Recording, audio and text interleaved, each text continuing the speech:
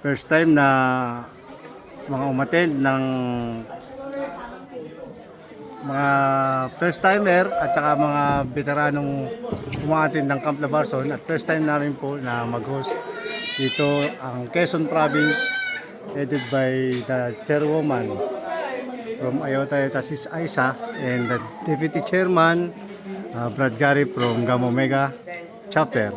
Ayan po, pumunta na po kayo dito at mamaya po ay madami pang pakulo ang Camp Labarson 2026. Ayan. Thank you.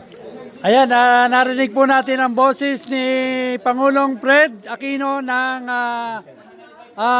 Apo Lucena. Ayan.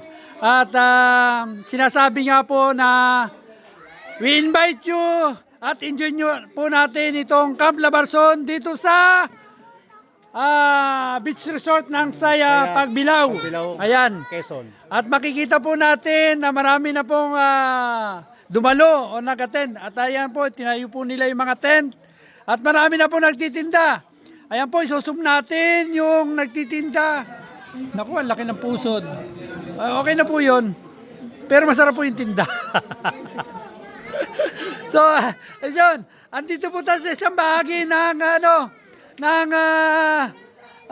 celebration ng Camp Labarson.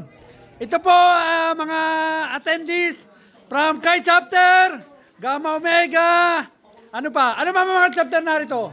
Ayota, lahat po ng Apo sa Quezon, pati po NCR, narito po sila ngayon. So, enjoy po natin itong lugar na to at makikita po naman natin, ayan o, dami po nagdala ng tent. Ayun, yung isa pong attendees, ayan o, sa sobrang sipag ay nakakatulog na po na nakaupo. So maraming salamat po.